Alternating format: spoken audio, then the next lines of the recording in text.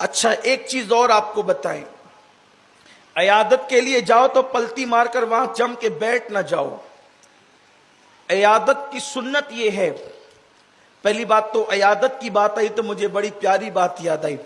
اللہ کے رسول علیہ السلام کے فرمان کا مفہوم ہے، جب تم کسی مومن کی عیادت کے لیے، عیادت کہتے ہیں بیمار کو دیکھنے جانا، اس کو عیادت کہتے ہیں، ورنہ میرے یہ چھوٹے بچے جو بیٹھے ہیں وہ سوچیں گے کہ یہ عیادت کون سی چڑیا نئی آئی ہے، یہ کوئی چڑیا نہیں ہے، یہ عیادت کہتے ہیں بیمار کو دیکھنے جانا، اس کو کہتے ہیں عیادت۔ ٹھیک ہے، عیادت کے لیے آپ گئے تو وہاں حضور فرماتے ہیں جا رہے ہیں تو اللہ کی رحمت میں بھیگ رہے ہیں، اور بیمار کے پاس بیٹھے تو اللہ کی رحمت میں گوتے لگا رہے ہیں اور رحمتوں کے پھل چن رہے ہیں۔ سرکار فرماتے ہیں جو عیادت کے لیے، بیمار کی عیادت کے لیے نکلا، ہر قدم پر اس کو 1 سال کی نیکیوں کا ثواب دیا جاتا ہے، اور ہر قدم پر 1 سال کے گناہ اس کے معاف کیے جاتے ہیں،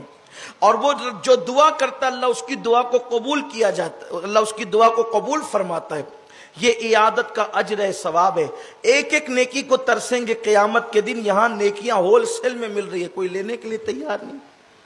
پیسوں کے سب لوبی ہو رہے ہیں، اللہ ماشاءاللہ پیسوں کی طرف سب بھاگیں گے۔ پتہ چلے نا کہ وہ شہر کے دوسرے کونے میں 10 روپے کے ریچارج پہ 1000 روپے ملنا ہے بیلنس، تو وہاں برابر جائیں گے، لیکن یہ نیکیاں مل رہی ہے تو نیکیوں کی اہمیت نہیں ہے۔ جبکہ قیامت کے دن ماں بھی ایک نیکی اپنے بیٹے کو نہیں دے گی، ماں رشتہ توڑے گی بیٹے سے، بیٹا رشتہ توڑے گا ماں سے، کوئی کسی کا پرسان حال نہیں۔ اور یہ چھوٹی چھوٹی نیکیوں پر میرے کریم آقا مصطفیٰ جان رحمت صلی اللہ علیہ وآلہ وسلم نے ثواب کی کتنی بشارتیں سنائی ہے۔ تو عیادت کی تو ماں بہت جم کے مت بیٹھا کرو، تھوڑی دیر بیٹھا کرو۔ اور اس کے بعد لوگ عیادت کے لیے جاتے ہیں تو مریض کو ڈرا کے آتے ہیں، خاص طور پہ عورتیں کسی مریض کے پاس جائے گی، پہلی بات تو جم جما کے بیٹھ جائے گی، اللہ کا ہوگا تو کہ،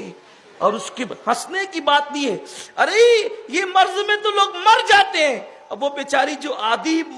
دودھی بیمار تھی وہ گئی، اس کا تو کام ہی تمام ہو گیا، یعنی کہ مرض سے اس کو جو تکلیف نہیں ہونی تھی، ان کے ڈرانے سے اس کو نقصان ہو گیا۔ کوئی خاتون ہے، اس کے بچے کی ولادت کا وقت قریب ہے، وہاں جا کر کے بیٹھیں گے، بولیں گے ارے وہ فلانی کی بہو ڈیلیوری میں انتقال کر گئی، وہ فلانی کی بیٹی انتقال کر گئی۔ اب یہ بیچاری اس منزل سے گزرنے والی ہے، اس کو ڈرا ڈرا کر کے اس منزل، یعنی کہ یہ آئی دیکھنے کے لیے نہیں ہے، تسلی دینے کے لیے نہیں، بلکہ اس کے اندر دہشت پیدا کرنے کے لیے آئی ہے۔ یہ جائز نہیں ہے، بلکہ عیادت کا طریقہ یہ ہے کہ کوئی کتنا بھی سیریس ہو، کتنا بھی بیمار ہو، اللہ کے رسول فرماتے اس کے پاس جاؤ، اس کی پیشانی پہ ہاتھ رکھ کے کہو انشاءاللہ تم اچھے ہو جاؤ گے۔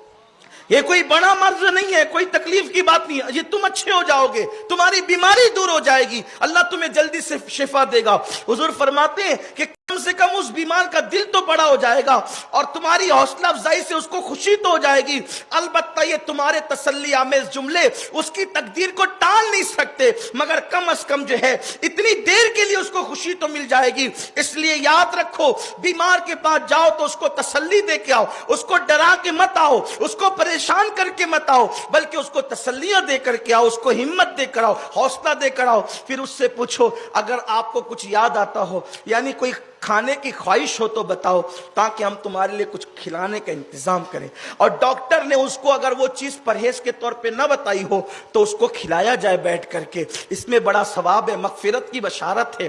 اور جلدی سے اٹھ کے نکل جاؤ، اس لیے کہ جتنی دیر تک تم بات کر کے بیٹھو گے کہیں ایسا نہ ہو کہ وہ اس کو لیٹنے کی حاجت ہوگی، سونے کی حاجت ہوگی، بیمار ہے بیٹھ نہیں سکے گا تو آپ کے لیے تکلف کرے گا، اس لیے جلدی سے، ہاں اگرچہ بیمار آپ سے پیار کرتے ہیں، بولے نہیں تھوڑی دیر اور بیٹھو تو پھر بات الگ ہے، لیکن وہاں سے جلدی سے نکل جایا کرو بیمار کے لیے۔ اور پھر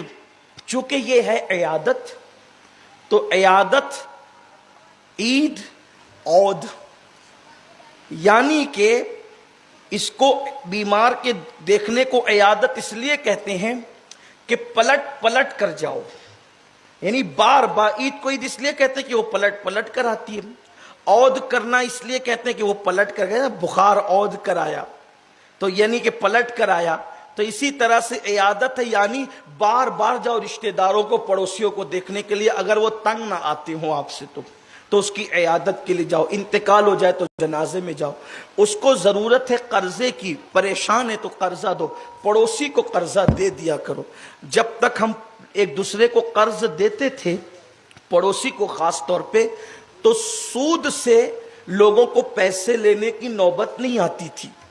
جب سے مسلمانوں نے قرض دینا بند کر دیا ہے ایک دوسرے کو، تو تب سے مسلمان پریشان ہو گئے۔ اپنے پڑوسی کو قرض دیا کرو، اس کی بڑی فضیلت ہے، اس کی بڑی برکت ہے۔ بلکہ حدیث پاک میں آتا ہے کہ صدقہ دینے پر وہ ثواب نہیں ملتا جو قرضہ دینے پہ ثواب ملتا ہے۔ بلکہ اگر مثال کے طور پہ آپ نے کسی مسلمان کو 500 روپے قرضہ دے دیا، تو جب تک کہ وہ پلٹ کر وہ آپ کو پلٹائے گا نہیں، واپس نہیں دے گا، روزانہ اتنی رقم اللہ آپ کو صدقہ دینے کا ثواب عطا فرمائے گا۔